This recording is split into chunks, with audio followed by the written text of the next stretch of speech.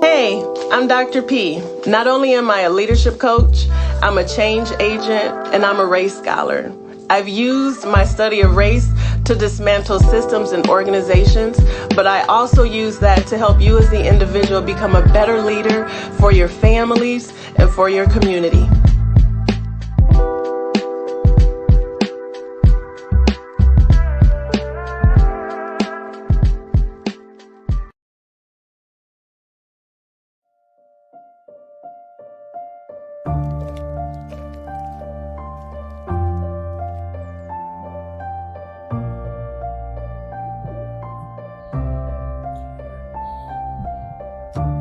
So last year was hard. A curveball nobody saw coming, was something terrifying and heartbreaking seemingly every day coming out of left field. Isolation, frustration, loss. A city in suspension, a ballpark made empty, and the roaring of cheers lived as only echoes on the wind. You know, someone once said, "Oh, somewhere in this favored land, the sun is shining bright. The band is playing somewhere, and somewhere hearts are light. And somewhere men are laughing, and somewhere children shout. For there was no joy in Mudville." Well, we come from and work from the mud. Took that dirt and sand, melted down and built the glass. Even if we lose everything, we know how to make something special out of nothing. That is the heart of this place, this city, this people, this team. There's a beauty in the contradiction. That is why we cheer when rounding the diamond. That is why we cheer when waved home. After a year of silence, we are being waved home.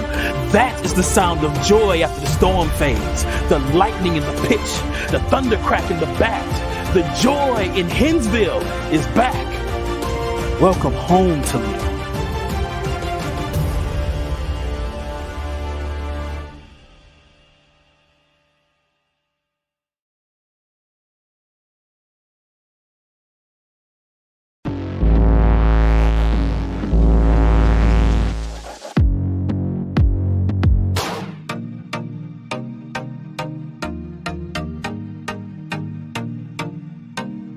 If you can ride a bike without falling, then you're good to go.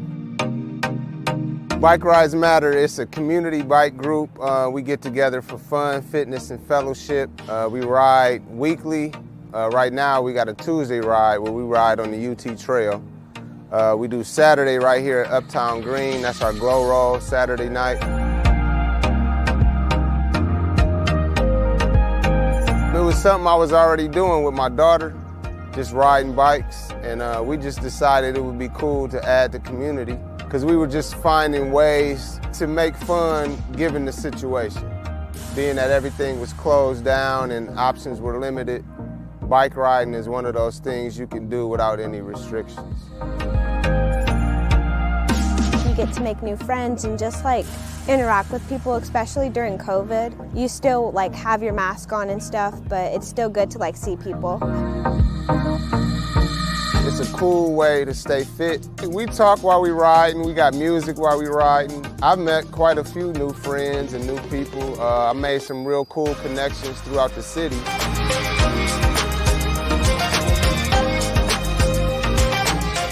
Take advantage of the time you have. Take advantage of this pandemic. I know it's a lot of restrictions, but you can be creative and find new ways to have fun, one of which is this right here.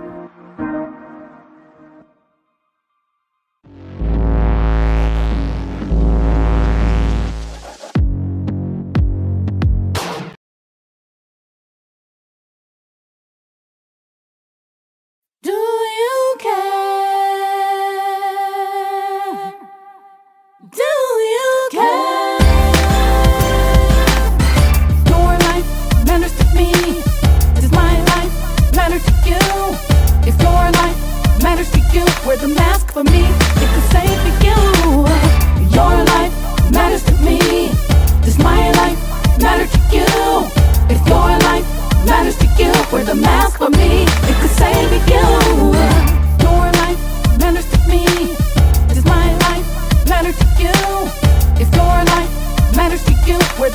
for me, it could save for you. Your life matters to me. Does my life matter to you? If your life matters to you, wear the mask for me, it could save for you. Fall back and check yourself. Fall back and check yourself. Fall back and check yourself. Fall back and check yourself.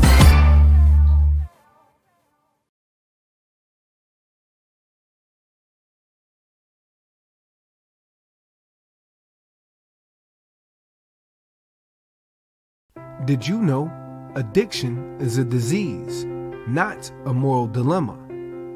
The opioid epidemic and substance use have a major impact on communities of color and many people's lives. Wasion Wellness Recovery Support Center offers culturally relevant inpatient and outpatient behavioral health treatment and recovery support services to any Ohioan struggling with addiction, mental health, or finding sober-safe housing. We must recognize that treatment is available and accessible to all. If you are in need of treatment or want to find out more information, you can call 1-888-728-2713 to talk to someone or schedule an appointment.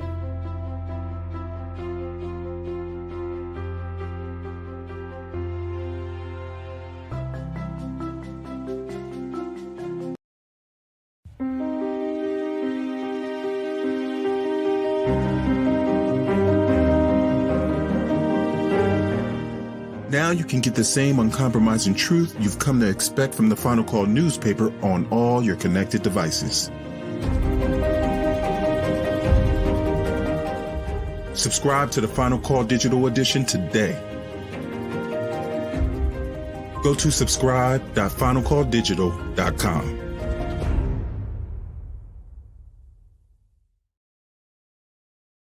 Hey, I'm Dr. P. Not only am I a leadership coach, I'm a change agent and I'm a race scholar. I've used my study of race to dismantle systems and organizations, but I also use that to help you as the individual become a better leader for your families and for your community.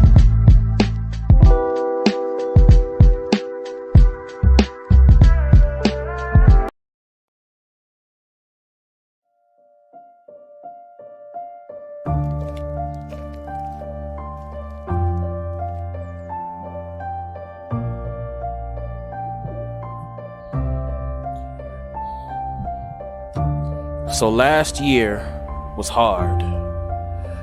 A curveball nobody saw coming, was something terrifying and heartbreaking seemingly every day coming out of left field.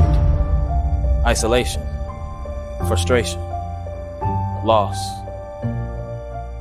A city in suspension, a ballpark made empty, and the roaring of cheers lived as only echoes on the wind. You know, someone once said, oh, somewhere in this favored land, the sun is shining bright. The band is playing somewhere, and somewhere hearts are light. And somewhere men are laughing, and somewhere children shout. For there was no joy in Mudville. Well, we come from and work from the mud. Took that dirt and sand, melted down and built the glass. Even if we lose everything, we know how to make something special out of nothing. That is the heart of this place, this city, this people, this team. There's a beauty in the contradiction. That is why we cheer when rounding the diamond. That is why we cheer when waved home. After a year of silence, we are being waved home. That is the sound of joy after the storm fades. The lightning in the pitch, the thunder crack in the bat. The joy in Hinsville is back. Welcome home to me.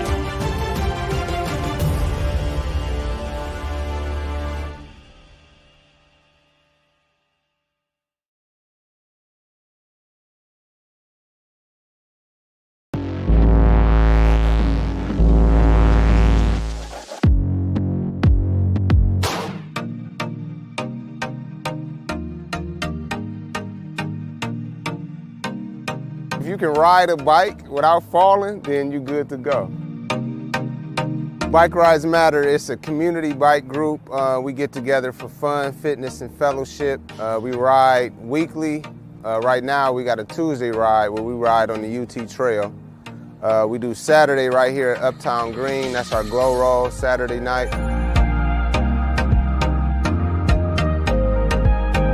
It was something I was already doing with my daughter, just riding bikes, and we just decided it would be cool to add the community because we were just finding ways to make fun given the situation. Being that everything was closed down and options were limited, bike riding is one of those things you can do without any restrictions. You get to make new friends and just like interact with people, especially during COVID. You still like have your mask on and stuff, but it's still good to like see people. It's a cool way to stay fit. We talk while we ride, and we got music while we riding. I've met quite a few new friends and new people. I made some real cool connections throughout the city.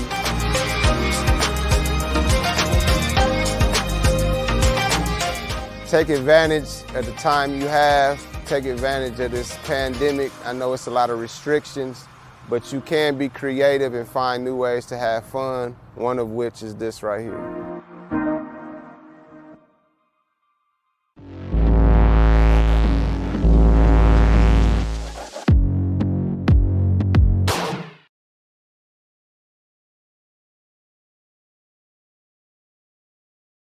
Do you care? Do you care? Your life matters to me. Does my life matter to you? If your life matters to you, wear the mask for me. It could save for you. Your life matters to me. Does my life matter to you? If your life matters to you, wear the mask for me. It could save you. Your life matters to me. Does my life matter to you? If your life matters to you, wear the mask for me. It could save you. Your life matters to me. Does my life matter to you? If your life matters to you, wear the mask for me. It could save you. Fall back and check yourself. Fall back and check yourself. Fall back and check yourself. Fall back and check yourself.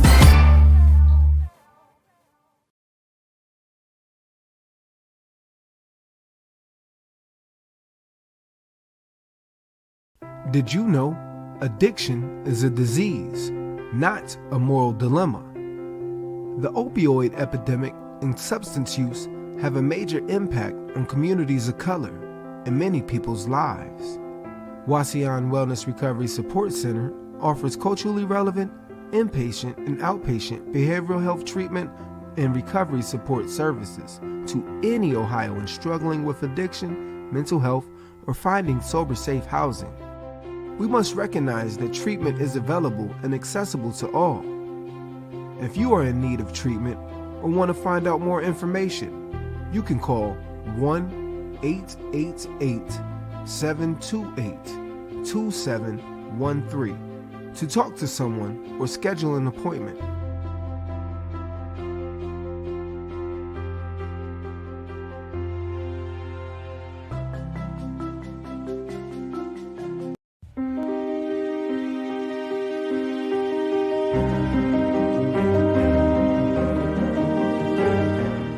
Now you can get the same uncompromising truth you've come to expect from the Final Call newspaper on all your connected devices. Subscribe to the Final Call Digital Edition today. Go to subscribe.finalcalldigital.com.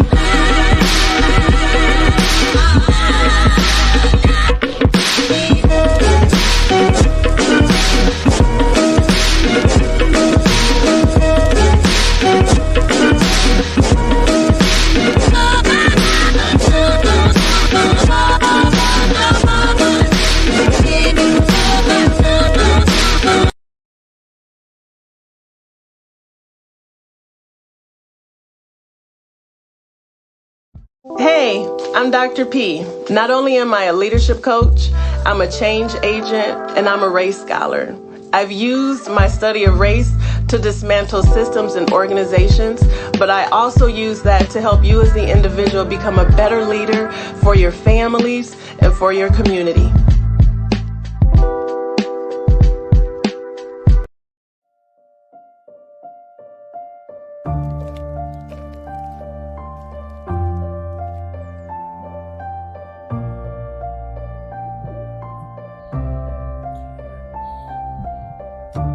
So last year was hard. A curveball nobody saw coming was something terrifying and heartbreaking seemingly every day coming out of left field.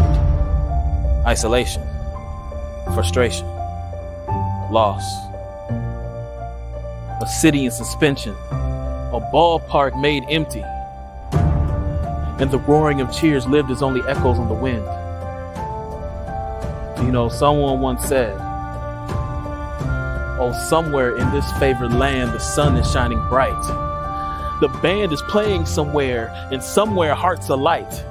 And somewhere men are laughing, and somewhere children shout. For there was no joy in Mudville. Well, we come from and work from the mud. Took that dirt and sand, melted down and built the glass.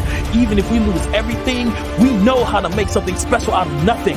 That is the heart of this place, this city, this people, this team. There's a beauty in the contradiction. That is why we cheer when rounding the diamond. That is why we cheer when waved home. After a year of silence, we are being waved home. That is the sound of joy after the storm fades. The lightning in the pitch, the thunder crack in the bat.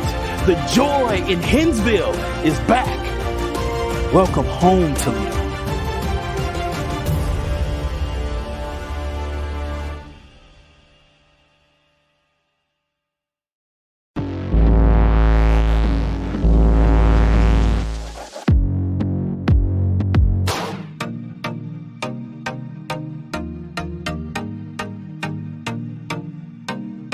If you can ride a bike without falling, then you're good to go.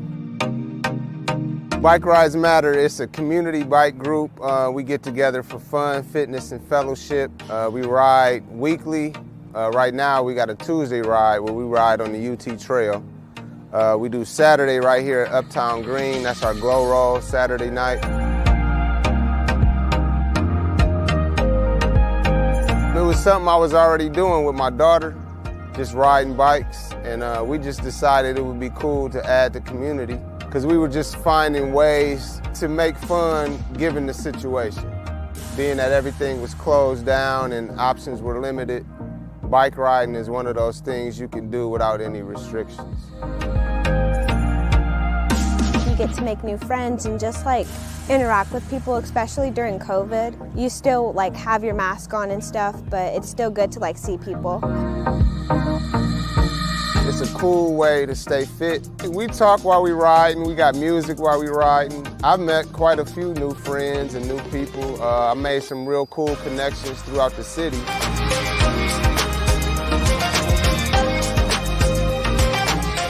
Take advantage of the time you have. Take advantage of this pandemic. I know it's a lot of restrictions, but you can be creative and find new ways to have fun, one of which is this right here.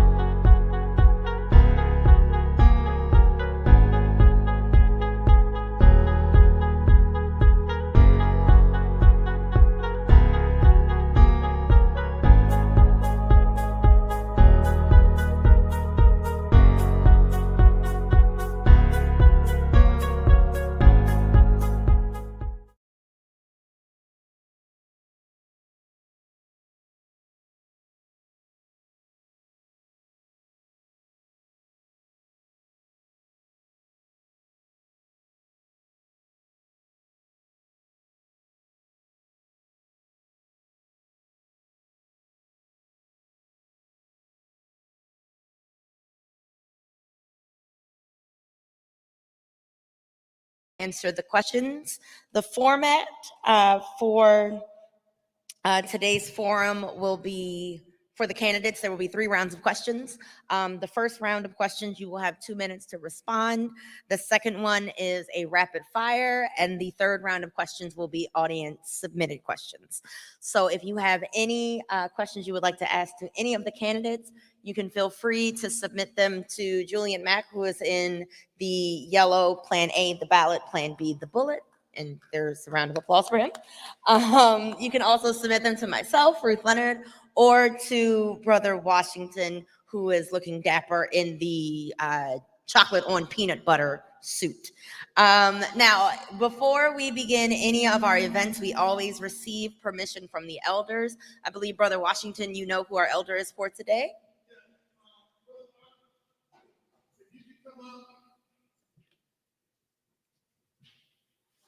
One of our CSRN traditions that we do nothing without asking permission of our elders. And if you know our brothers have been in our community for decades, fighting the good fight, and a lot of the things that I've done is habits after you. So, Brother Art, do we have permission? Thank you. I'm just like those people that take the mic, all right? Do we have permission to start our program today? Yes, you do. I can tell you my age. I'm very proud of it. 86.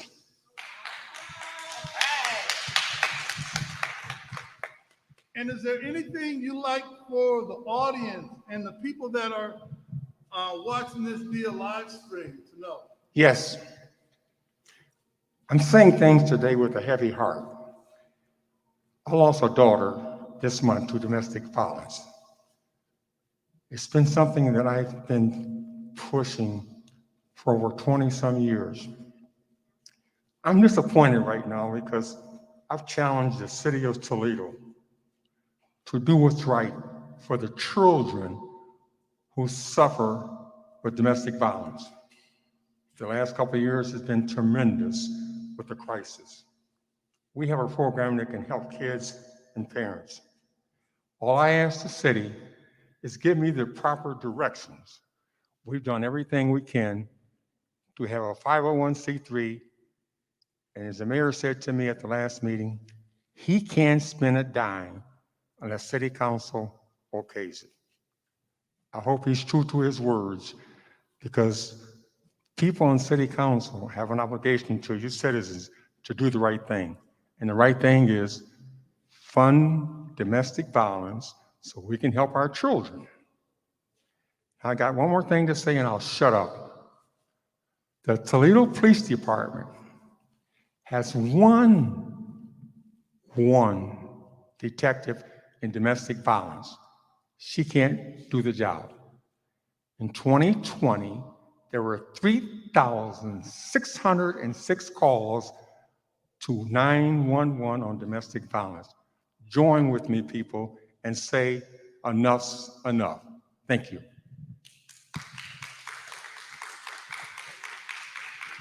Thank you, Brother Art. Another tradition is we would start with the Black National Anthem, but today what we're going to do is we're going to recite the fight chant from Assata Shakur.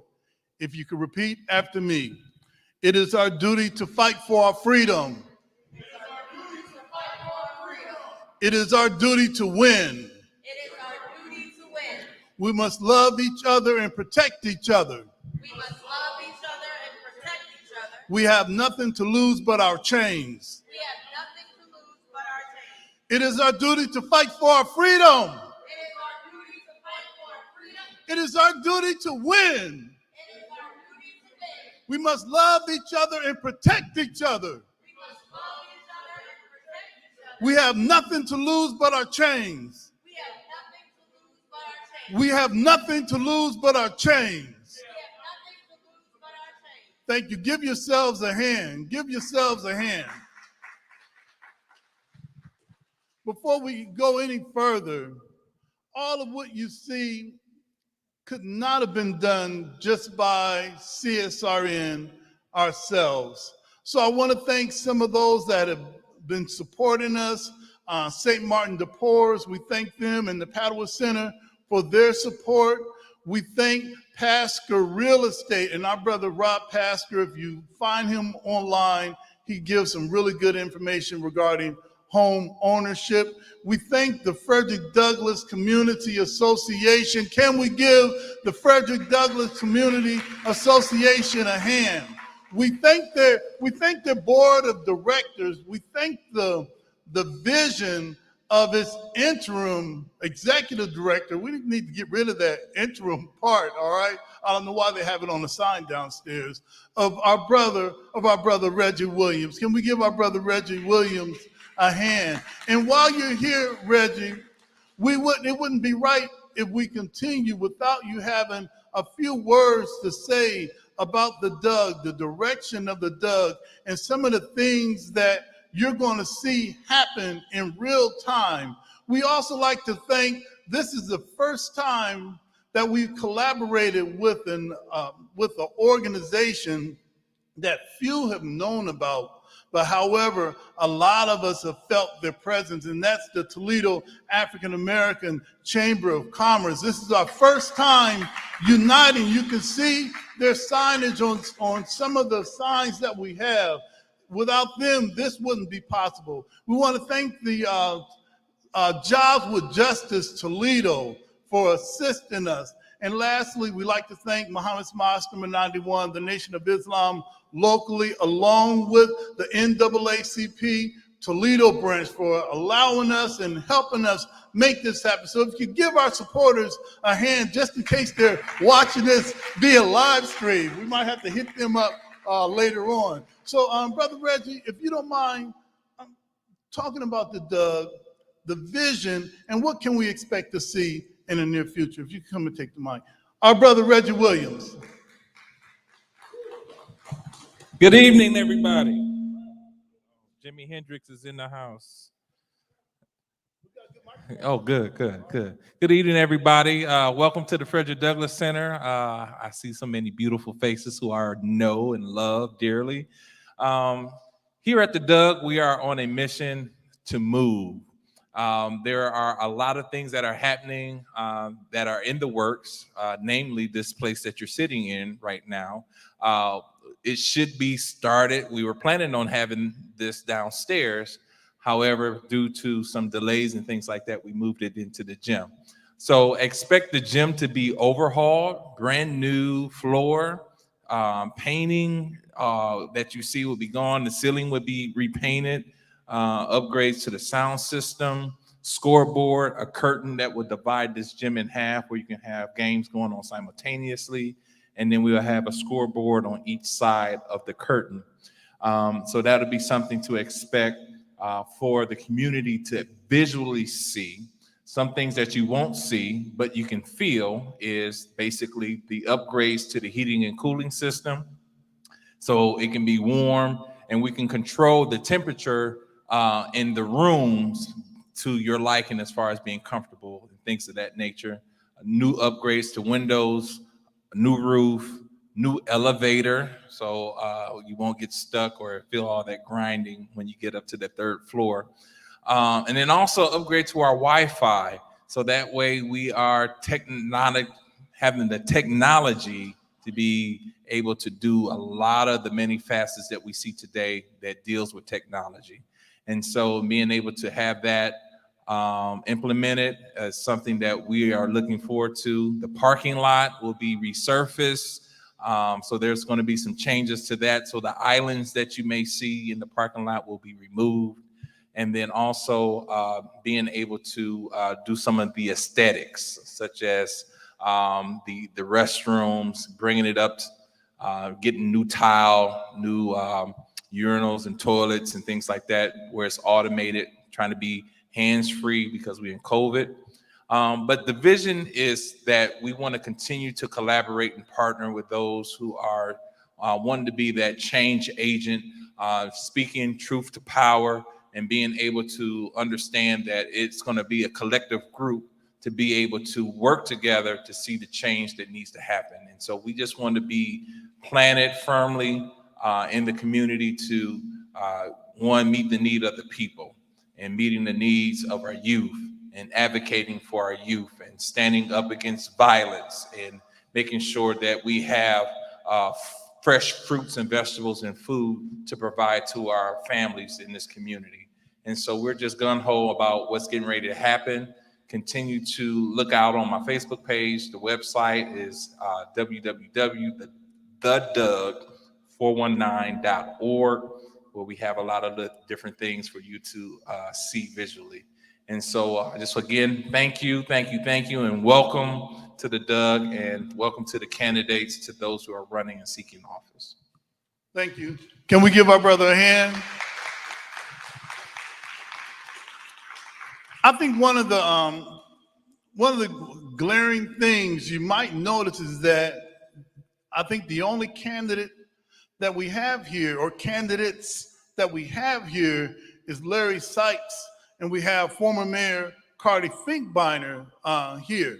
A lot of the candidates told us that they're either coming from other things or leaving early from ours. So it is what it is. We're going to continue doing what we have to do. They got to do what they have to do, and we'll sort it out later on.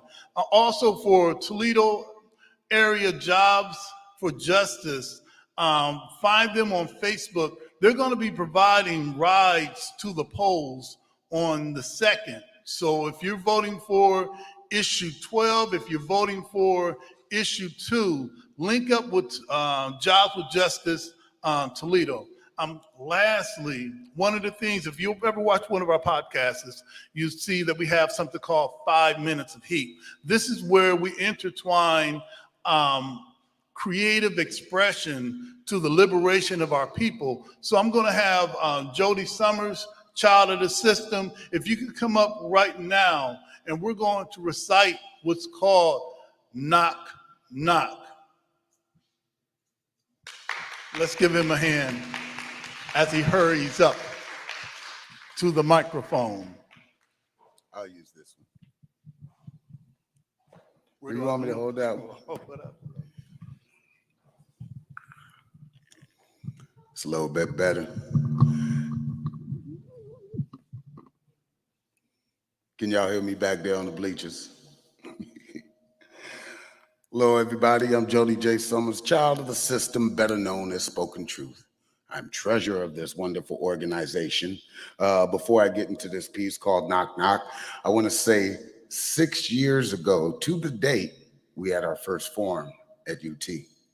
So this isn't just something we thought of or that's been part of practice or just came up. This is something we continually do.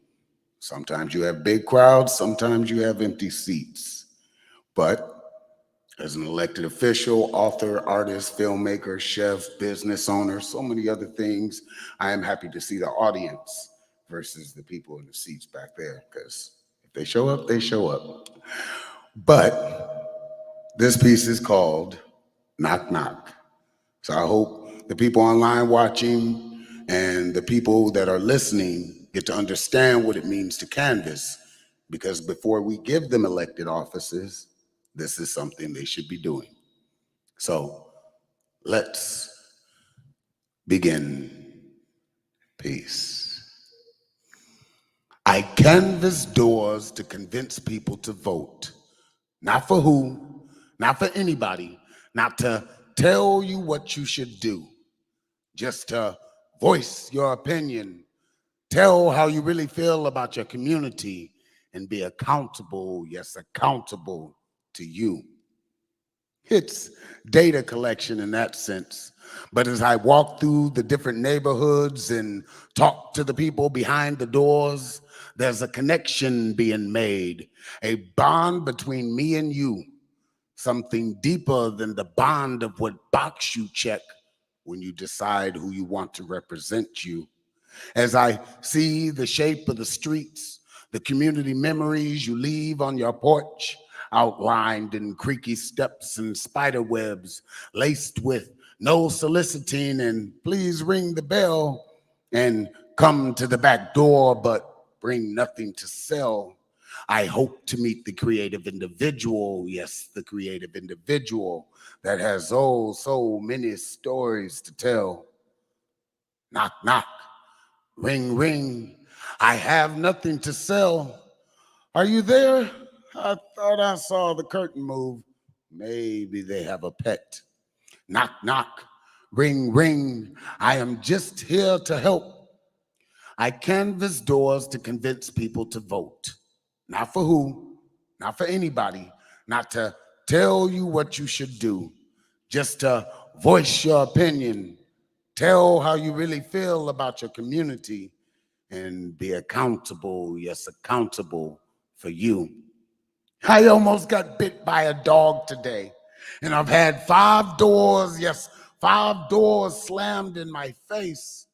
None of this, no, none of this will discourage me because yes, I am here to save the human race. You will not convince me that there is no better tomorrow because you can't get past today.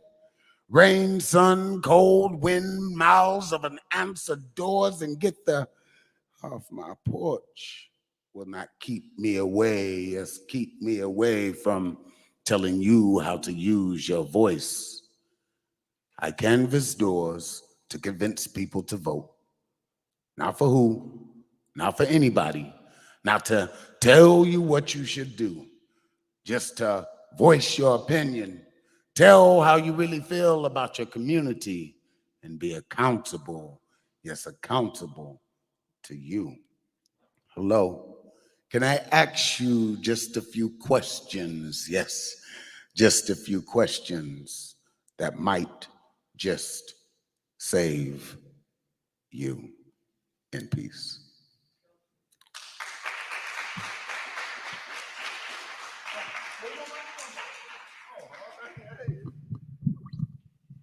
Now, we normally snap our fingers, so everyone should have been snapping their fingers after. There you go. All right, somebody, you got it. You got it. Hey, listen, that's Jody Summers. He serves as our treasurer. I'm Brother Washington Muhammad, one of the co-founders. 7 years ago, there's two brothers, one named Mike Leonardi, the other was Jabril Bey. And they had this idea of finding a way to advocate for justice and equality and not have it come from political or religious frame of mind. And they had an event here, right here downstairs. They called it Community Solidarity Day. And they invited me to help plan it. We said we were going to have our planning meetings on Tuesday. Nearly 7 years later, we're still here. And it's awesome to meet some of the people. Ruth, who serves as our lead, the lead of the administrative core. It doesn't mean that she tells us what to do. It just means that we better do what she say. And we also have our brother, Julian Mack. And that's true, all right? You should see, man. We also have Julian Mack that serves as our spokesperson. Whatever we talk about and whatever is going to go to the media, we need someone that can articulate it point by point and take all the criticism that comes with it. So he takes a lot of heat for the things that we plan, if it's a forum like this, or if it's a protest and a Toledo accountability rally that we did last summer in front of the police station. This is going to be the person that says, this is what CSRN is going to do. So we're going to have Julian come up, read our mission statement. So can we give him a round of applause? He does a lot for us, and we're glad that we have him.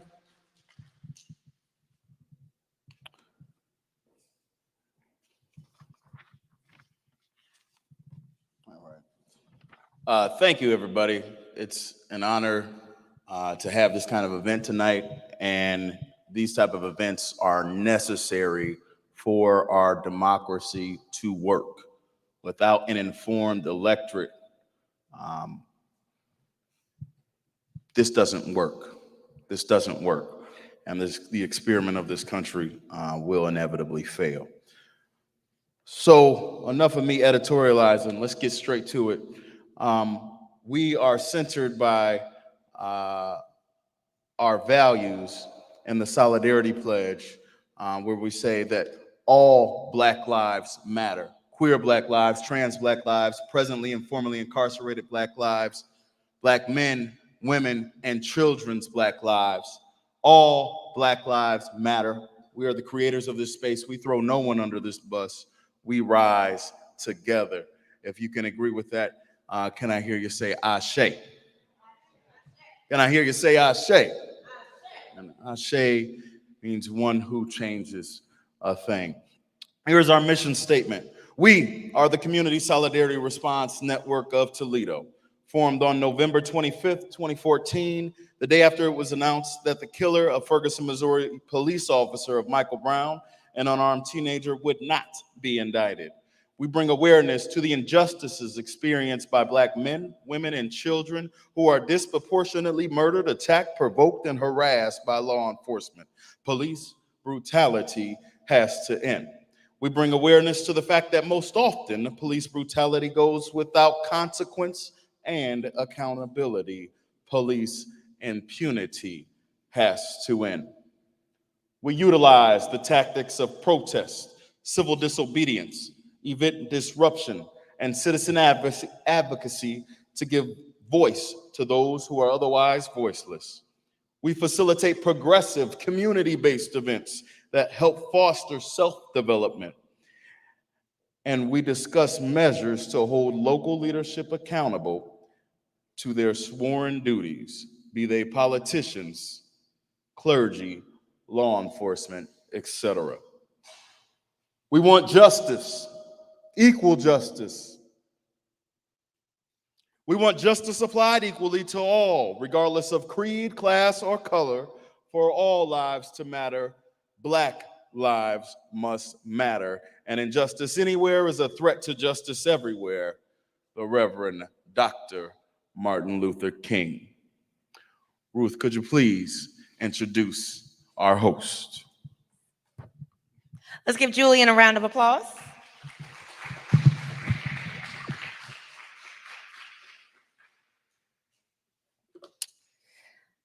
Dr. Patrice McClellan is the president and lead strategist of the Ronald Group, also affectionately known as Dr. P. Dr. P is a dynamic leadership coach and organizational strategist. She is also a nationally recognized race scholar and leadership expert. With over 20 years of experience activating leaders, dismantling systems of organizational dysfunction, and helping organizations thrive by supporting advocacy and allyship at work. In addition, Dr. P is a published author on leadership activism, co-author of the book, Her Stories, Leading with the Lessons of the Lives of Black Women Activists, great book, by the way, and a faithful community advocate. She is most proud of her role in the United Way of Greater Toledo's African American Leadership Council and her fundraising activity for the Children's Defense Fund's Freedom School, housed at the Monroe Street Neighborhood Center. Prior to founding the Ronald Group, Dr. P was an associate professor of business and leadership at Lourdes University. She was the first Black woman professor to receive promotion to the associate level at that university. Let me repeat that. She was the first Black woman professor to receive promotion to the associate level at that university. Y'all can give a round of applause for that. And she looked good. Before Lourdes, Dr. McClellan was a member of the faculty at Miami University of Ohio, where she oversaw curriculum development for Miami's Wilkes Leadership Institute. In addition to her faculty role at Miami, she served as special assistant to the Vice President of Student Affairs, leading the division through strategic planning and organizational change strategies. In other words, she knows how to walk into a room and make a change. In addition to her scholarly endeavors, Dr. P was a recipient of Toledo's 20 Under 40 Leadership Award in 2011. She is active in various community and social service organizations, such as chair of United Way's African American Leadership Council, Toledo Public Schools DEI Committee, Paramount Health Care Board, Jack and Jill of America Incorporated, the Girlfriends Incorporated, as well as a 23-year member of Alpha Kappa Alpha Sorority Incorporated. In 2016, Dr. P was a featured speaker at TEDx at Way Public Library in Perrysburg, Ohio. And most recently, in 2020, appointed to the Mayor Wade Kapsakavich's Community Policing Coalition. Activating leaders and organizations is Dr. P's life passion. However, her most important mission in life is loving her children, Aiden and Cassidy, and trying to get her dog Leaf to listen. In her spare time, they enjoy nature walks at the local metro parks, hoping Leaf doesn't get loose. Ladies and gentlemen, please give a round of applause to a woman that I affectionately call Dr. P.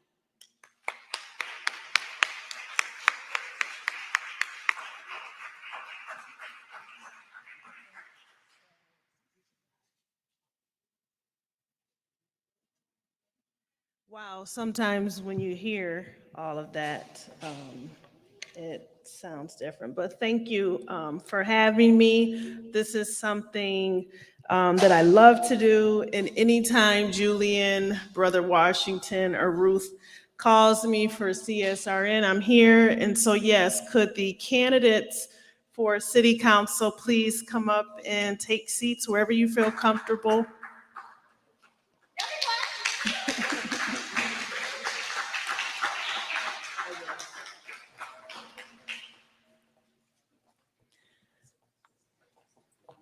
We're also live streaming this event tonight, so if at any time you would like, you could go and watch the recap and share the recap for anyone who's not here. It's on the CSRN Facebook page.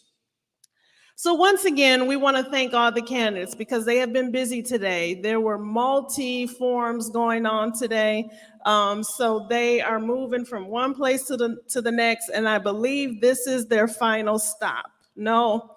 Okay, so there's one more place after that. So we will just get down to business. Is that okay?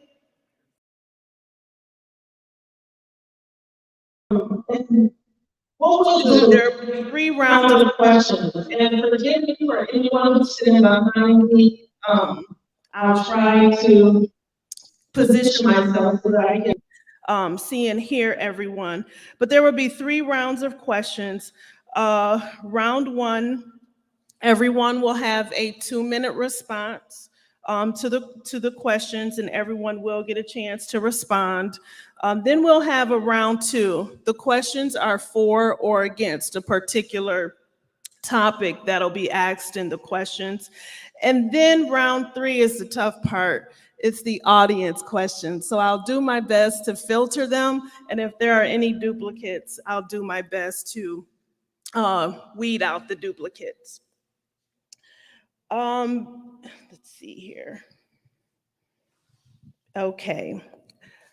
I would like if everyone could go around, just state your name and the district in which you are running for. No?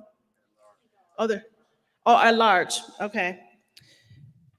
See, that's why a leader follows directions also. Okay, these are all at large, so we're good. Okay then, question 1. Oh, sorry. Okay, see, I was right. I was gonna have you introduce yourselves. Okay, see, that's what leaders do. We just deal with it on the fly. So yes, please introduce yourself, starting here, and then we'll go to the end. Good evening, and thank you for the invitation. I am Councilwoman Sandra McPherson. I was appointed to City Council September of 2020. I am also an educator for Toledo Public Schools for 32 plus years in special education. I am also a union representative for the Toledo Federation of Teachers. I live in this community. I support this community and the Frederick Douglass Center, just upon there. And I am excited about the service of being on City Council, and I want to keep my seat on City Council. Good evening. I'm Councilwoman Tiffany Whitman. I'm running to keep my seat on Seoul City Council. I'm a wife, a mother, and a college educator. Thank you. And a college educator. I am truly passionate about my work on City Council. I'm here to support youth development, safe neighborhoods, and also economic development that will happen throughout our community. Thank you. Good evening, everyone. My name is Nick Comives. I'm a Toledo City Council member at large, nearly ending my first term on City Council. I am looking forward to continuing the work that I've started as the chair of the Water Quality and Sustainability Committee, and most importantly in that committee, eliminating all of our lead pipes, creating affordability programs to help those folks who struggle to pay their water bills, and then looking to the future as it pertains to our rates. So I'm really grateful for the opportunity to have been able to serve in that capacity. I'm also passionate in general about the city of Toledo, and I love serving on City Council with so many wonderful people. So thanks for having me. Thank you, Nicholas. Good evening, ladies and gentlemen. My name is Larry Seitz. Most of you know me, if not all of you. I've served on Toledo Public Schools, Lucas Metropolitan Housing Authority, Mercy Health. I've served on the Metro Parks. I've served on City Council. I'm running to retain my seat. While on City Council, I passed legislation to address lead that our kids were dying and being poisoned from. And I think a lot of the crime that you see in the day, if you were to test those kids, more likely they have some lead poison. I also passed the no chokehold, the cameras, the right to intervene by an officer if he sees one of his partners doing something wrong, and if he doesn't, he's held accountable. Looking at passing the no knock. Past vaping, because I saw vaping as a poison put on by Juul, where all our kids were smoking those pipes, especially in Toledo Public Schools. And I could go on and on. One of the big things I did was fought with the union to ensure that all children in Toledo Public Schools get fed. And after they started feeding the children, crime,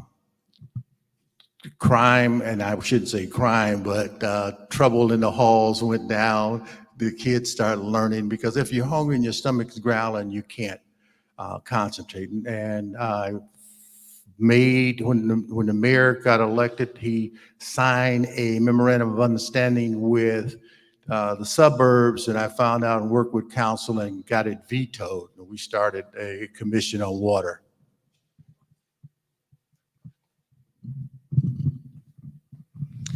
Good evening. My name is Mac Driscoll. I'm an urban planner. I work for the Downtown Toledo Development Corporation. My entire candidacy is focusing on supporting our neighborhoods. I've been able to do that as a planner for the downtown Toledo neighborhood. We did that by investing in our housing, by investing in our infrastructure, and getting our economy growing. And we've had a lot of success in growing our downtown. And ladies and gentlemen, that's what they call a stump speech. It's important. That's why I'm running. But the truth is, all that stuff I talked about how we build good neighborhoods, we have to recognize that in this community and in too many other like it around the city of Toledo, we have done exactly the opposite, either intentionally or unintentionally. We plowed highways through these neighborhoods. We destroyed Dorr Street through an urban renewal project, and with it, decades of Black wealth generation. And until we're willing to recognize what we've done as a community, we won't be able to rectify what we've done as a community. That's why I got in this race, and I look forward to this conversation tonight. Thank you. Thank you, man. We should have that conversation around that. But my name's Harvey Savage Jr. I'm Executive Director of Martin Luther King Center Kitchen Support. I've been in the community for 52 years. My dad started it in 1969. I was there with Dad, worked with him for 4 years. Decided I couldn't feed a family working in a nonprofit, so I left. But I come back to the city and I have taken over. Most of you in here that hang out in the Dove know me, and so that's kind of where it's at. But we have an opportunity to really start making some changes in this city. And I intend on being a part of that change. We have kids, as Larry said, that I'd love to have to get tested, young people, all the crime that we have, we need to take a good look at that. Thank you.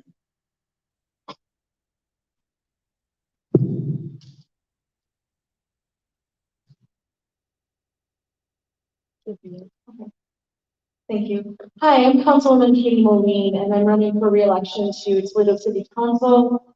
Since I've been elected, I've hit the ground running, introducing and passing legislation to beautify our neighborhoods, to progress ethics, and to support small businesses and veterans in our public safety forces. My background, I'm a certified public accountant, so I use that background and knowledge to closely examine our budget and make sure that we can seriously think through difficult financial decisions. Before becoming a CPA, I worked for Congressman Capter, mostly in community development projects. But I also learned firsthand from Marcy that a woman in an elected office can be graceful and kind, but effective and strong. And so it's an honor to serve on City Council, and I'm asking for your support so I can continue the work I've started. Thank you.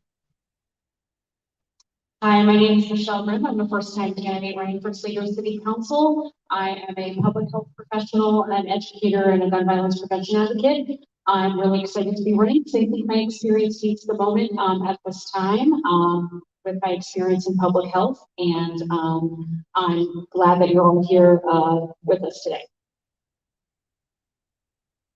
Thank you all. So we'll get started with the first question, and I will direct each side. Everyone will get 2 minutes. I have the timer set. So if you go over 2 minutes, you're just gonna see me do the hand, the high five to stop.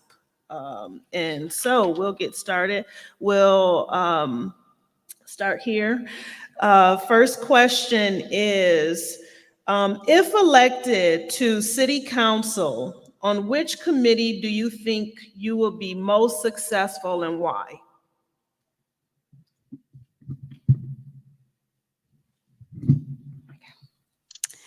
I think I would be most successful on public safety.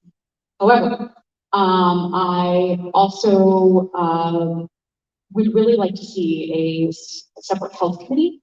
I think that public health has been kind of on the back burner in the city, and I really want to see health be more on the forefront. I am really passionate about social determinants of health and health and all policies, making sure that we look at health in every aspect of public policy and in public other public departments.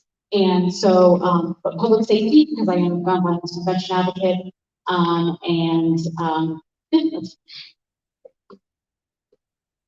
thank you. I would like to continue serving on the committees I currently serve and chair. I am chair of the finance and the oversight committee, which also oversees HR and IT. So, for example, tomorrow we're having a committee meeting where we're going to talk about the disparity study that the city of Toledo that we supported as a city council. And so that's just one example of what you can do and make sure that that study is getting the results we want to see, that there's oversight, that we're making sure that also with the finance committee, making sure that we're spending money wisely, that we can balance our budget, that so it can extend further, and so that the programs that we want to see as a city are implemented, but also supported financially. So again, I really enjoy serving on those committees and chairing those committees because of my background and knowledge, and I want to continue to be a leader in those areas. Thank you. Okay, I see myself probably on public safety. I think that we as a community have struggled with public safety. We have not been able to put together a citizens review committee, which is it's devastating that we have not been able to do that. So we need people on the council that are willing to step up. And by the way, I was endorsed by all of the public safety all the safety guys, both police unions and the fire union, because they realize that I work in the community and I'm for real. And so they understand. That's kind of where I'm at. Thank you. I'm going to take the boring answer and say the zoning committee because I'm a urban planner. It's what I do as a profession. It's my educational background is in. If I am elected and I am appointed to that committee, my focus is to be around reforming our zoning code. This is an issue where Toledo can lead. I'm working on promoting density, especially in our inner city, and by cutting needless regulations that stop development from happening in our city, especially our center city. That'll be the focus of my work as a counselor. Thank you. Thank you.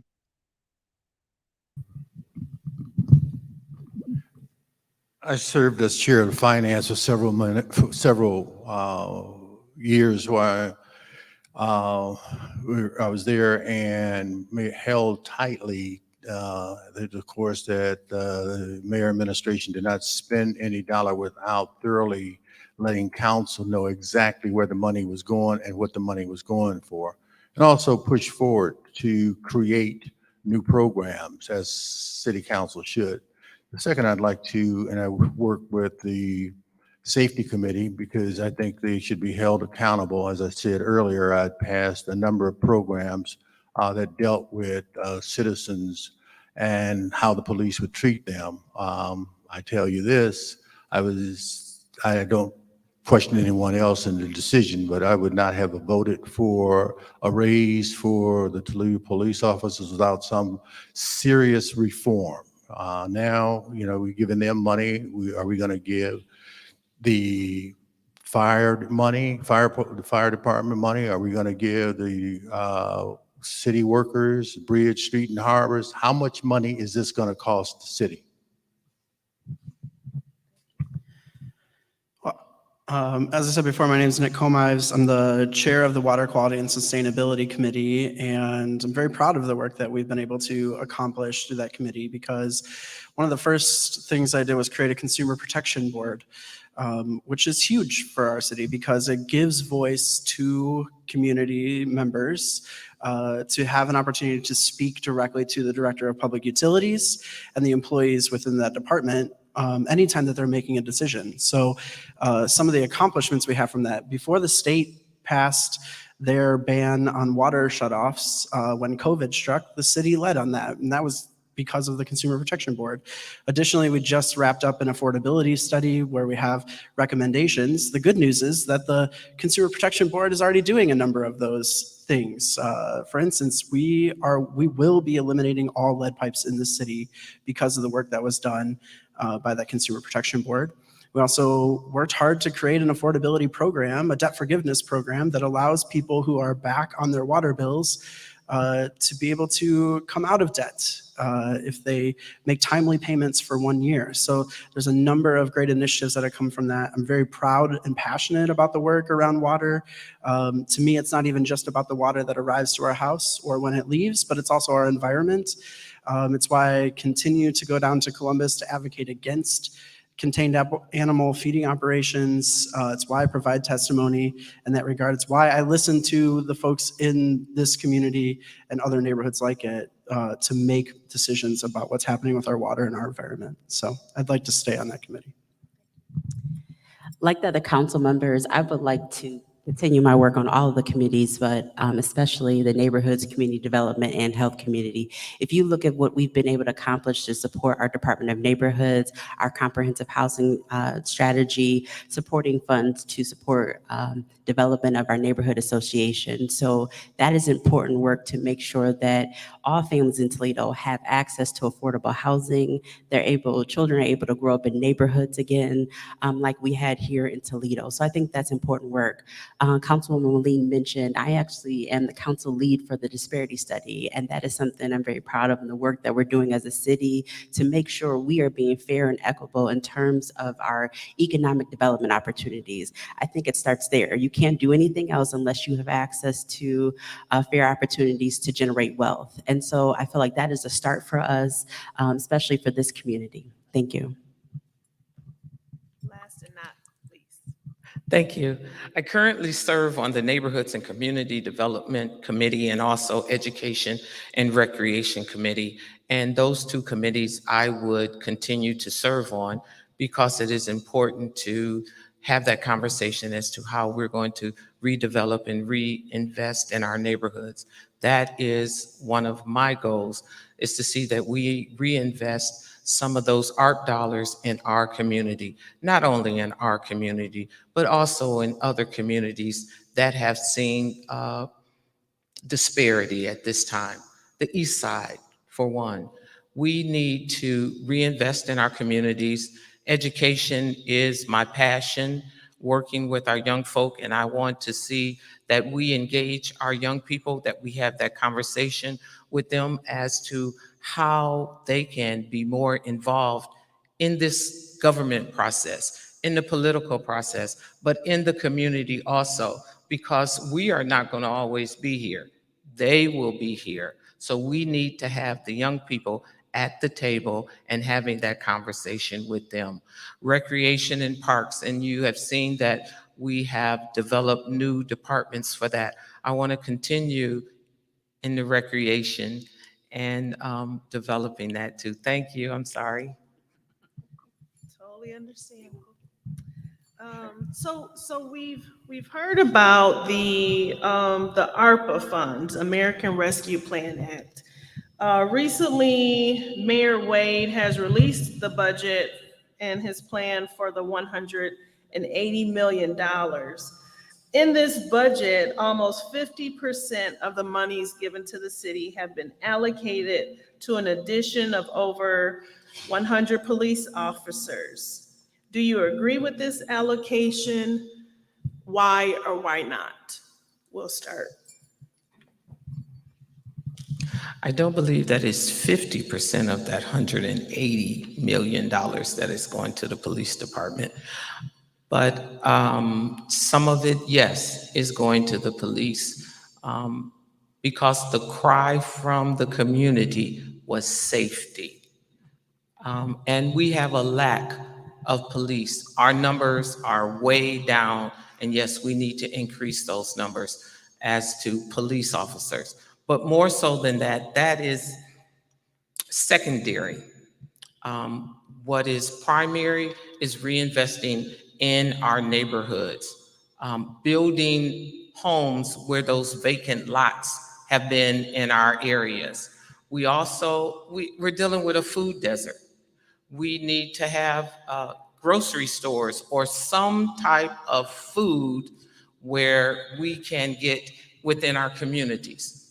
So 50%, I don't know, but I do know that $40 million, and this conversation is still going on because the mayor rolled that out, but we still, council has to have the conversation. And we may pull some dollars in some other areas that are needed. That is a plan that he has. That has not been approved. Let me make that clear. That has not been approved by city council. And we have our wish list also as to where we see the dollars needing to go. Thank you. So I appreciate Councilwoman McPherson's last comments in terms of, as a council, we do have the power to approve this plan. And so I think right now, from my perspective, that we need to recenter community. That is what we heard through our surveys, and that's what we heard through our neighborhood meetings. If you look at the top issues, we have funding for recreation facilities, funding for youth, also funding to address lead issues. We are right, if you look down the road in Michigan again, we are just a miles away from another crisis. We really have to act now to make sure we are protecting our future. And I'll just remind everybody too, the council is set to vote on the framework that the mayor put forward, and that does include that number. And ultimately, all that the mayor has proposed is our parameters. It's a budget. And council, at the end of the day, will get to decide on every single individual project that falls into one of those buckets. And so certainly on our radar is literally every project that they're proposing. And so I think, to echo a lot of what has been said is, the reality is the way that we prevent crime, the way that we eliminate blight in our communities is providing jobs, adequate housing, affordable water, making these types of changes. So I think this council has a big question in front of us, and that is, what are our priorities? What do those priorities look like? To me, I think it's somewhat insulting that the administration put forward only $3 million to go toward community centers like this, but for all of them. We have 7 in this city, and they want to put only $3 million. We just allocated $2.5 million to this building alone, and it's not even going to be enough to fix it. So we have to look at these investments that they're proposing, and I think it does include looking at what that means around the numbers of police, but at least what other expenses are going to come with that. Maybe it's, the reality is, people are clamoring. People do say that they want more police in the city, although that's not shared with everybody, right? So we have to make sure that we're listening to all people and responding accordingly. Excuse me, the question was 50 million to police? No, it was proposed almost 50% of the monies has been allocated First of to all, 100 police does not stop crime. They respond to it.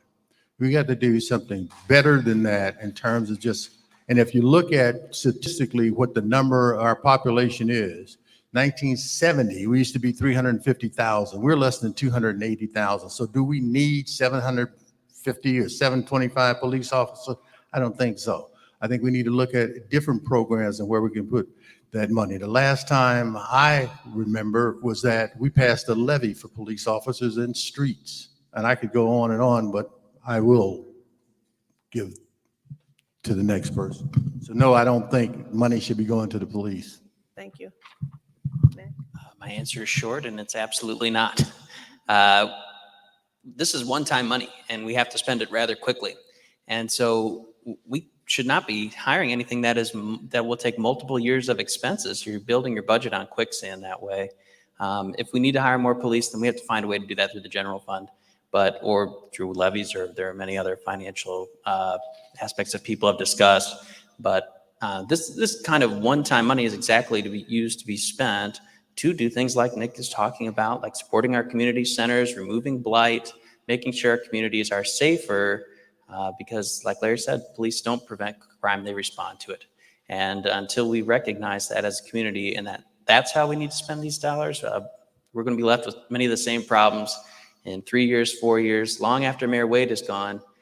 Council members will still be dealing with those budgetary problems that would be created by this. So thank you. Thank you. Thank you, Mary. We as a city do not invest in our people.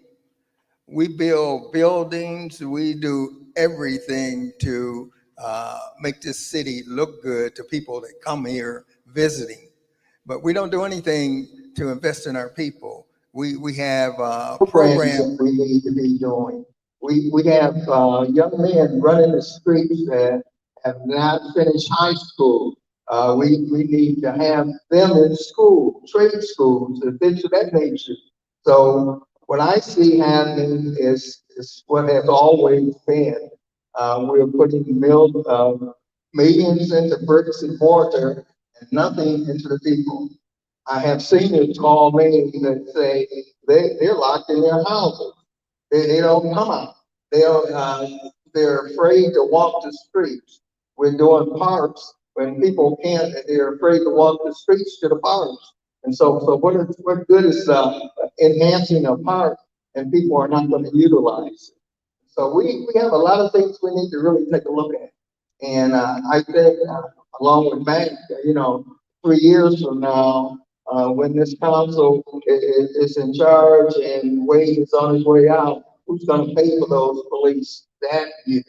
And so it's a pretty good thing to look at. Thank you. Thank you. Just so the ARP is one of the areas that I'm very concerned in. I've been on the task force. I've been looking at this very closely, and I just want to clarify that what was presented to us was not a budget. There was no detail. The administration's already clarified that they are backtracking that this is not a budget. So I think for us to move forward, we need to be very honest that this is a very late plan that's been presented to us. And as far as the amount of money going into the different buckets, as an athlete described, it's not necessarily for police, it's for recovering from our general fund. And the administration can use that in the way that they so choose. I think it's been not transparent in saying that this is going to police because we haven't built our budget for the next few years to know that that's exactly where it's going. So again, when we're looking at the expenditure of these one-time funds, this is one time we're going to get this influx of money. We need to be very diligent in making sure that we're investing in one-time uses so we can ensure that in 5 years, the programs we start or don't start, I should say, that we actually fund them through, so there's not going to be massive cuts and massive pain in this community in 5 years, which is another reason why I proposed what I call my SMART analysis. I really think it's important that for every dollar we spend of this AFPA money, we make sure that it's economically sustainable, meaning one-time use, that it's meets the federal guidelines. We still don't have those. I don't think it would be prudent of anybody on this Toledo City Council to pass anything until we have final guidance from U.S. Treasury, so we don't have to give back a single dollar of this money. It needs to be accountable. We need to know how we're spending this money, who's responsible for it. There needs to be return on investment. I agree a lot with what I've heard from Matt on that issue. And it needs to be transparent again. So when we get this plan, we need to continue to ask these tough questions of what this is, how is it going to be supported, and how is it going to continue beyond this 1 year. Thank you. Thank you. I think I echo the hopefully future city council people that I'll be serving with. This isn't a budget, so we need to make sure that we, as council people, do ask the hard questions and making sure that we are serving the citizens of our community. And yeah, I think I agree with everyone here on the panel that we need to make sure that we do ask those questions and we do make sure that we invest in our youth, invest in our health services, and invest in our neighborhoods. I had one more thing, 30 seconds, because she only took 30 seconds. So Only almost a point of order. So we did, again, council just was presented this Tuesday, the first time we discussed it. We are having a committee meeting on this in the first week of November. So that'll be an opportunity for us to really dive into what this plan is and what it is going to look like moving forward. So I just wanted to point that out that I will be sharing, it'll be in our finance committee. I'll be sharing it first week of November. So stay tuned. To piggyback on the financial question with the ARPA funds, given that these are one-time funds that we as a city will receive, what are your individual, when you think of what you may introduce to city council, what initiatives, what strategies, what are your top 2 initiatives that could benefit the Black community in urban centers where you can see some of these ARPA funds going to? Top 2 initiatives and strategies. I would say number 1, social determinants of health. Your zip code should not dictate your lifespan. If you can get groceries, if you can get healthcare. So I think that's really important. And then number 2 is reducing gun violence. Thank you. Top 2 in terms of expenditures is I would like to see more rebuilding of our infrastructure. We see a lot of it crumbling. The amount of investment that's been made. I think that's a smart investment that we do invest in rebuilding our infrastructure, especially in core areas. And then the other use I can see it for is removal of blight and brownfields, so we can redevelop those areas and return on investment. Thank you.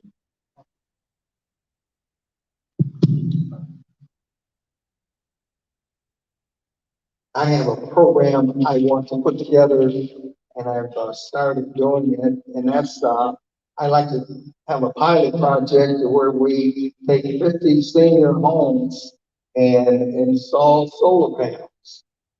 We are going into a situation now where it looks like we're going to be out of a lot of money, at least this winter, probably next winter, for utilities. I think that we need to step up from we live. We have the top solar panel producing company in this area.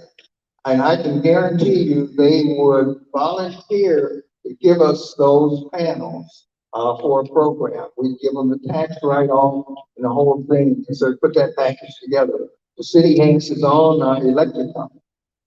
We could involve them and make sure that we would get what we need. And we have to fight Toledo Edison. I already know that they wouldn't want it to happen. But we could make that happen. And I think the other thing I would like to do is step up our assistance to our single parents. This community has about 80 to 90% homes that our kids that are going to the streets are coming out of. They are single parents, and we do not have the services for these families that they need in order to get these kids out here and ready for school and not headed for the streets. But that's what we need to work on. Thank you. First and foremost, if there's one thing I do accomplish if I'm on council, it would be more funding for our neighborhood organizations. We used to have about 30 CDCs in this community. We're now down to about 0, depending on how you classify them and what they do. CDCs are important for making sure we have good housing stock in our neighborhood. They also rally residents and citizens. They become a conduit to the city to tell the city what they need to do in their various neighborhoods. A lot of that, so I did my graduate work at Cleveland State University. Every dollar that they get in CDBG money goes directly into their neighborhood organizations. A lot of our CDBG dollars are tied up in administrative costs at one government center. And unfortunately, like I said, it's bad budgetary policy because that money could go away. It's under threat from the Trump administration. It could be under threat if we are fortunate to have him be the president again. And so that would be a principal issue for me. I also want to invest in our infrastructure, but not in the traditional sense. For a long time, we promoted cars and as the primary form of transportation in this community, despite the fact that rates of car ownership are far lower in our central city.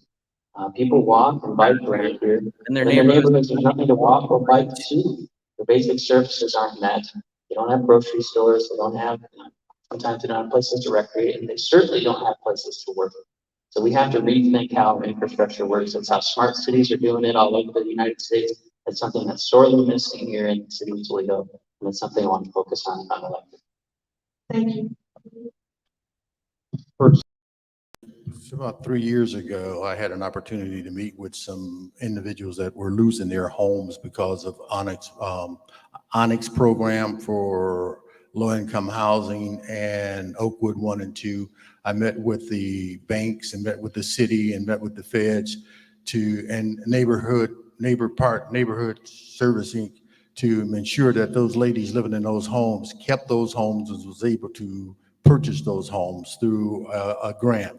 So I would look at building more homes. We have a serious homeless problem here. We have a lot of people living with people. So that's a serious problem. We can put that money in there. Those homes would last.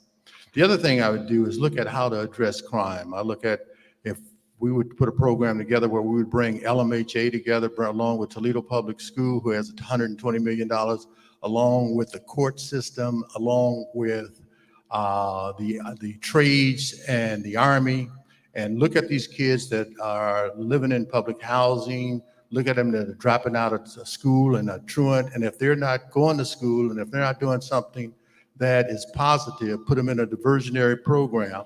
And if they don't want to go in a diversionary program or trades, then they can go to the Army.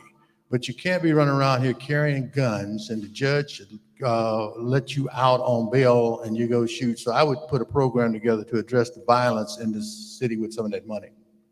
Thank you. Nick?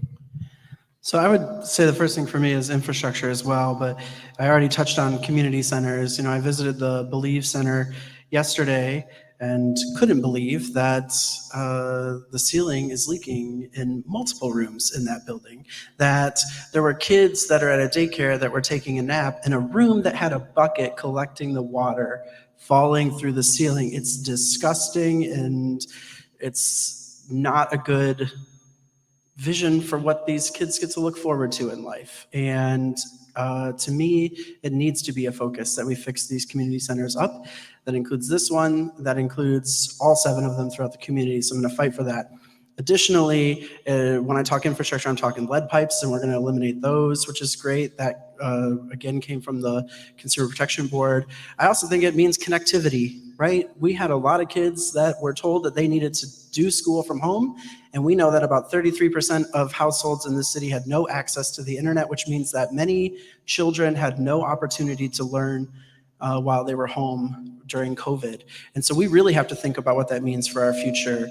And that looks like 5G probably, right? I mean, these are realities of what's coming to our community, and we have to be prepared for them, and we have to invest in them. And while we're talking about where that money is going to go, oftentimes when we talk these large pots of money, we give to the same huge companies all the time, the same huge construction companies, right? Because it's easier on the administration. So it's my goal to make sure that we invest more in startup or budding development or construction companies, because those tend to be minority-owned, women-owned businesses that don't ever get a shake of the money. And I'm afraid that because it's such a large pot of money, they still won't see any opportunities. So that would be my biggest focus on infrastructure. And I think number 2, I encompassed a lot in there, so I think there's probably 2 in there for sure. But I think number 2 is taking a hard look at the services that we provide and talking about where we can start to make adjustments in our budget overall. So I would say that's my second. Thank you. Tiffany? Thank you, appreciate that. First thing I would fight for is definitely expansion of mixed income homes in our community. I think that is something that we really need to do to revitalize our community, that in order for our families to have, to thrive, not just survive in our city, in order to thrive, they need to have access to neighborhoods that have mixed affordable housing. The second thing for me, and I think I've said this before, is definitely the lead issue. I mean, this is something that I think is important that we as a city need to address sooner than later. Myself and Councilmember Comize, as well as one of our colleagues, was just on an event with Ohio Environmental Council, and we talked about the effects. One of the things we talked about is lead. And so we think about some of the issues we're having with our youth. We know that we can connect those directly to that. And so I would hope that that's something that we address immediately as a city with that funding. Thank you. Community centers, and Nick has already, and several others have already, all of our community centers need funding. And if we're talking about saving our young people, it starts with making sure that our community centers are adequate. The Belief Center, no rain coming in and catching it with a bucket. I went over there too. The Frederick Douglass Center, the rebuilding of the Wayman Palmer Center, the East Side Family Center, the Friendly Center. We have to invest in our centers. That's saying that we're going to invest in our young people. New homes, affordable homes in all communities. Homeowners pay taxes. Our homeless rate in the city of Toledo is outrageous, and we need to provide safe homes for our homeless people. And then mental health services for our youth. Our youth have been in a pandemic, and we will not see the outcome of how it has affected our young people probably for maybe another year. Mental health services right now are needed because the Rescue Crisis Center is closed. That was where the youth went to get back on their meds. That's where the youth went to have mental health services. We don't have a place for our youth right now. And it is very important. Again, we don't know the impact of the pandemic on our young people, but we have to provide the resources for them to deal with the life's issues. That's where I plan to see some of that money to be spent. Thank you. Final question. Many of the people in this room occupy the local area in which we're, standing the Doug. I myself grew up on Bloom Street, right down the street. How do each of you plan to engage the Black community, and how have you engaged the Black community in the past? I live a couple of blocks from the Frederick Douglass Center. I live on Avondale in the Junction corridor. I went to Pickett School, graduated from Libby High School. I am in conversations right now with Councilwoman Venice Williams and the executive director here at the Frederick Douglass Center, because we want to make sure that it's just not being the 2.5 to be it restructured, redeveloped, but we want to make sure that the Frederick Douglass Center will be sustainable, will be able to offer resources, activities to the young people around here. So I'm in constant conversation, also with my sister girlfriend for the Junction corridor. I'm in constant conversation with her also. As I live here, I'm on Avondale. There are 3 homes where people actually live on my street in the 1300 block of Avondale. My mother, who I take care of, 96 years old, is who I'm providing for, so I'm there. The person next door to me rents, but the person that owns it just got through redoing the house. My plan is to buy 2 of the homes on my street, reinvest in those homes, redevelop them, and then offer them to a mother or a couple, but they have to have children, and they will have to make the rent and make it as their own. And after 4 years of completing that, I want to give them that home. I want to reinvest in my community, and I want to see my community with children running up and down the street and having fun and being safe. And that can happen right here in our corridor. Thank you. Tiffany? Thank you. For me, even before getting on council, I engage community in a number of ways. And Alicia's shaking her head. My passion was engaging students right here directly with the Junction Coalition and throughout our community. So that was my passion, making sure that students at the University of Toledo, as well as rising students coming out of high school, understood what it meant to live in the city of Toledo and the needs that they had in their community. As a council member, what I've prided myself on more is that the Black experience is not a monolith. And so I've made sure that I have touched on a number of areas. That includes work talking from the business community, the African American Chamber of Commerce. I've had conversation with them, other business communities about how do we increase minority petition and procurement process. Also talking about our neighborhood organizations, talking about our neighborhood associations, talking about holding our, what I call the foundational institutions, and where we're talking about the art museum, we're talking about the metro parks. We need to hold them accountable when they're using the word equity. We need to be very specific about what they're talking about. And as a council member, that are the conversations that I've been having since I've been appointed to council. So again, I think it's important that as a council member, I've been able to show that the Black community is not a monolith. There's a number of issues that we need to tackle and cover to make sure we are thriving as a community. Thank you. Nick? So I will start with a small thing. Right in this building, in the hallway that's out here, I organized a group of volunteers to repaint within this space because I was upset, this was back in 2015, that nobody was investing in this building, that nobody was doing anything from the city's perspective. That was before I got on council. I currently am the president of the Board for Urban Holistics, where we're investing in this community because we're beautifying a garden that's over on City Park. I'd invite you all to come check it out sometime, where we provide both programming for youth that are right here in this neighborhood, in this community, but from all across the city, to learn about agriculture and to go back to our roots of how do we grow food and how do we use that food to live healthy. You maybe not notice that by my stomach, but that's that's a whole other topic.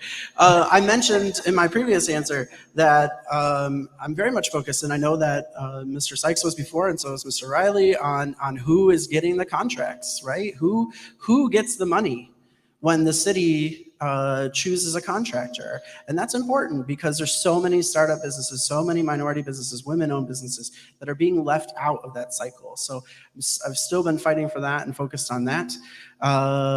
In this very building, I attended a Youth for Change event where there was a group of young folks who were talking about discrimination against them based on their hair. And I said, we can do something about that. So I worked with them, helped them develop the legislation so they could write it, so they could learn what that process looks like. And they're still actively engaged in the political process.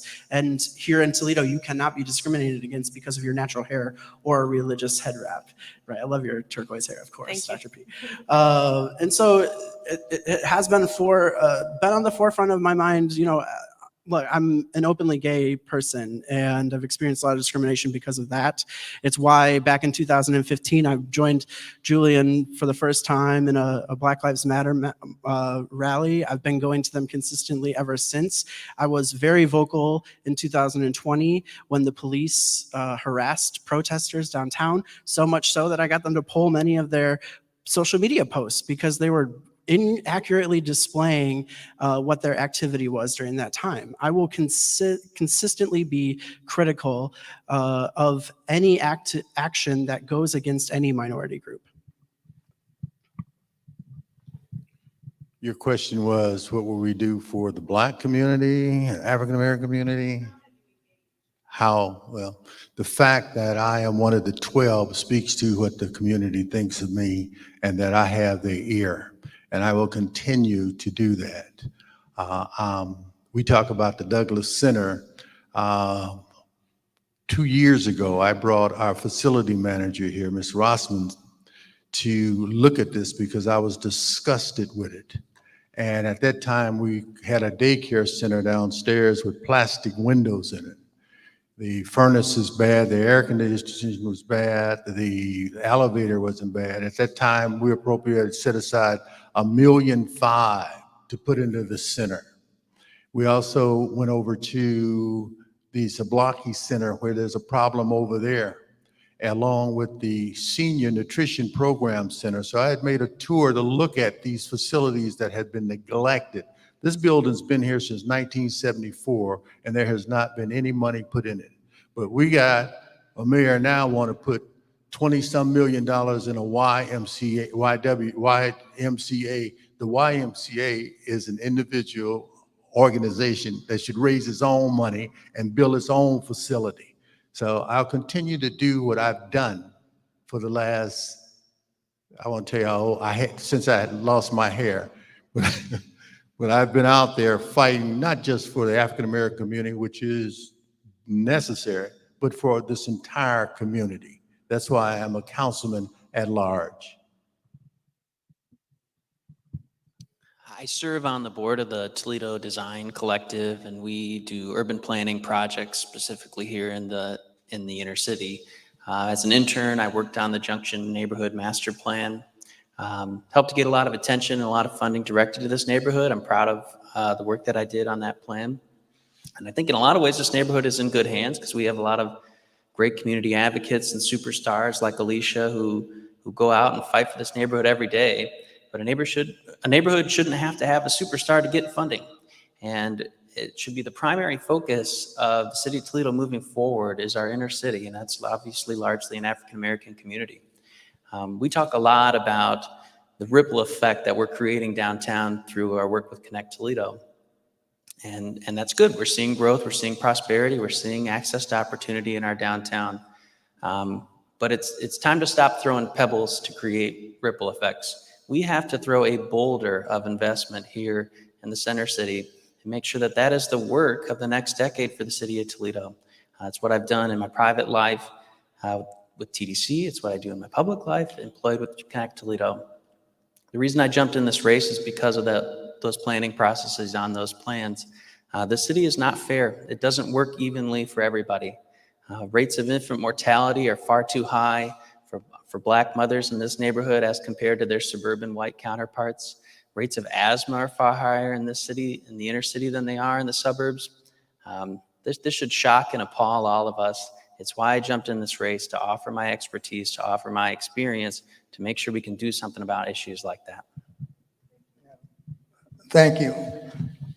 I appreciate Mac. I don't know about you guys, but I do appreciate Mac. He's done a lot. I will. All right. You got it. But anyway, let me say this. I was a part of the group, along with Alicia, that stopped this facility from being closed a few years ago. You remember? we had a group of preachers that were ready to shut it down. And we actually stopped that. And Reggie and I talked about that recently. But we're still here. But I have been a part of the Junction Coalition from years ago, and so I've been kind of back and forth. I'm with them again, okay? And so that's kind of where I'm at. So I'm working in the city. I've been a part of the Doug. I've supported it. I've put money in it, and I've done other things also. I've bought some property in the city. We are planning on building. We're going to have a new building down behind our current building. So we're going to have two buildings. And so that's kind of where we're at. And so we're working on that. And so we're going to continue to invest in the city. The other thing we do invested in the city is that we provide supplemental food. And we provide it to anybody. We don't have any restrictions, you know. And so if you're in this community, or actually in any community in the city of Toledo, you can come and get food. And believe me, we have food. And so that's kind of where we're at. We're going to continue to do what we do. And I just believe that we have an opportunity here.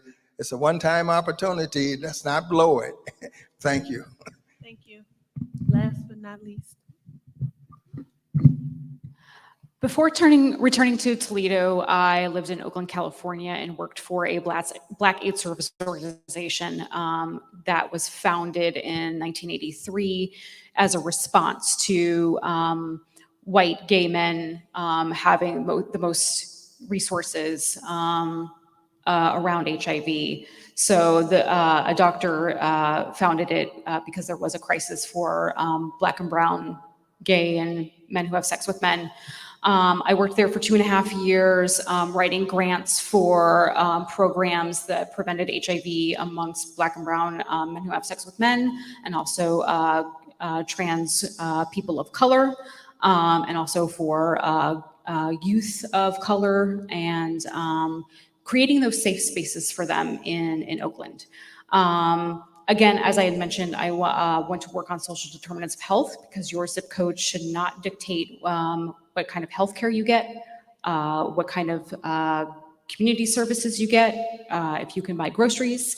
And yeah, I think that's really important to make sure that we do invest in our neighborhoods and our community. Thank you. So now comes the time where we have fielded a few questions from the audience. And if anyone, I missed, sorry. I was looking at the time. Because I know you all have, tell me, what time is the next event? Oh, wow. Okay, so I'm gonna field a couple questions, skip the for against, because I want to get some of these audience, probably 2 questions so I can get you to your other event. So the first question from the audience is, if you're elected to city council, what do you plan to do to stop the prejudicial practices that favor downtown over other neighborhoods? And we will start with Sir Sandra. And this time we'll give 1 minute responses. Wow, that's a tough one. That's going to take a group effort from City Council, a conversation that not one person, and this is what we have to remember. Council is a team of 12, and we all have to be on the same accord. You can have an idea, I can have an idea, They can have an idea, but we have to come together when it comes to issues like that for the city. We have to focus on what is best for the citizens of Toledo. And I'll close by saying, I work for you. Understand that. And so your concerns are my concerns. So if you have a problem, you have to call us and tell us. And my job then is to get on that with the rest of my crew. Thank you, Tiffany. Yes, I think there's two ways. First, for the community to hold us accountable in terms of how the policies we pass and the budget resources to make sure we, as we have promised throughout, that we want to see changes throughout our neighborhoods, throughout the community. And so please hold us accountable. We also have to hold the administration accountable, especially our Department of Neighborhoods. They have laid out several plans in terms of their budget resources, and they have made a commitment to ensure that we start developing throughout our community. And so we have to make sure that we hold them accountable, as well as our economic development department as well. So again, I think two ways, but it all comes down to accountability. Thank you, Nick. Yes, I don't mean to keep going back to the idea of contracts, but the reality is if you look at how much money has been spent to uplift downtown and you look at where that money went, or similarly, I remember several years ago there was a water main project that was happening in this neighborhood specifically, and nobody that lives in this neighborhood was working on it. Why is that? Why does that continue to happen? And that means that we have to do a better job of pressing the administration. I think also, you know, to get out of that vein, I hear from folks who say to me, there's nothing for us downtown, right? There's all these great concerts, but like, I don't want to go see Gwen Stefani. I hear that. So, you know, I mean, I think the reality too is that we, all of us, when we are on council, we have a lot of leverage, a lot of power. So we have the opportunity to influence those folks who are making decisions about who's having a concert downtown. Thank you, Larry. When ProMedica was moving downtown, they want to build a facility. I blocked it because I wanted to know what minority participation would be. She said that they wouldn't sign an agreement or a percentage because they always do the right thing. I said, you know, marriages go in with the best intents and sometimes people get divorced. So unless you give me a percentage, I'm asking my fellow council people, I think Nick, you may have been there, and stopped it on the floor. They came back and said, we guarantee you 18%. I said, I want a council to get a readout quarterly and a list of who the minorities are. And they did that. So when in our position, we don't just have to wait for our community and constituents to come to us. When information come across our desk, we ought to look at it and say, my time's up. Yes. Go ahead, Mac, your turn. I suppose I'm the ambassador for downtown, so I'm the punching bag of this question. But I would just say part of the reason we get a lot of funding downtown is because we have a neighborhood group in our downtown. We are properly funded.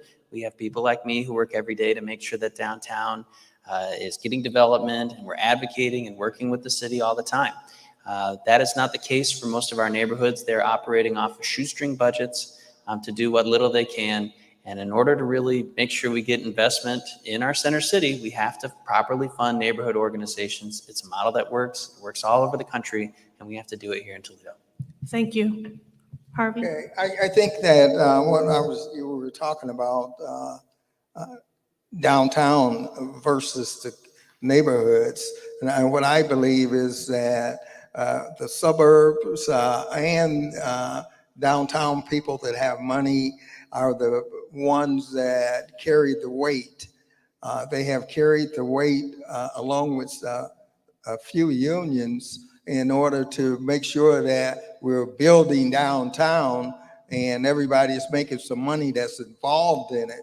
And so that's kind of where that's at. We would have to get some backbone in council and be able to say no.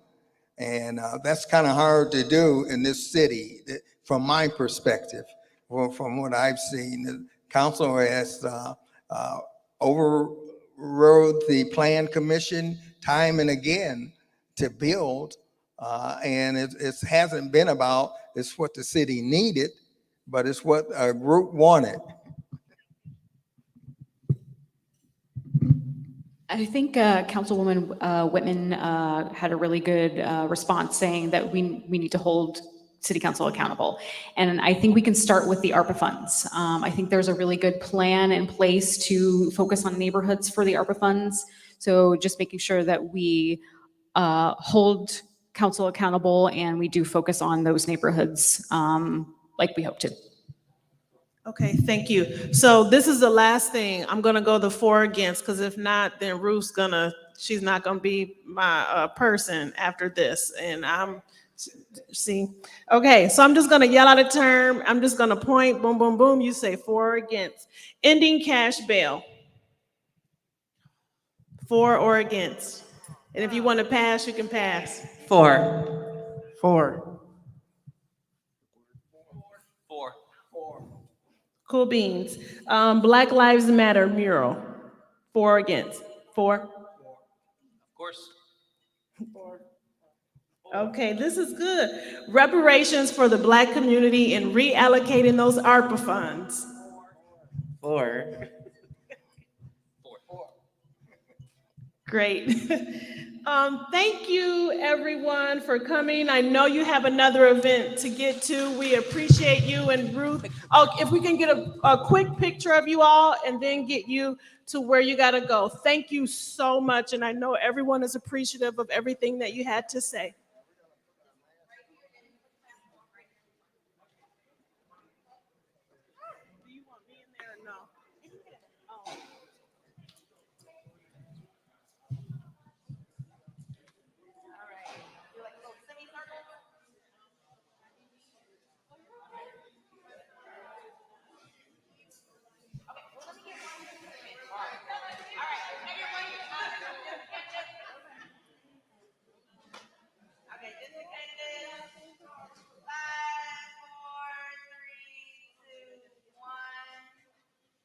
Okay, can I get one with Dr. P? 5, 4, 3, 2, 1. And then one with the CSRN number. All right, Jody, Brother Washington. Okay. Oh, yeah. Let me get in with you, man. All right. There we go.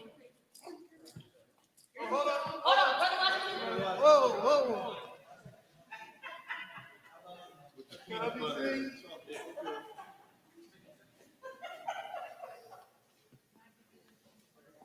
All right.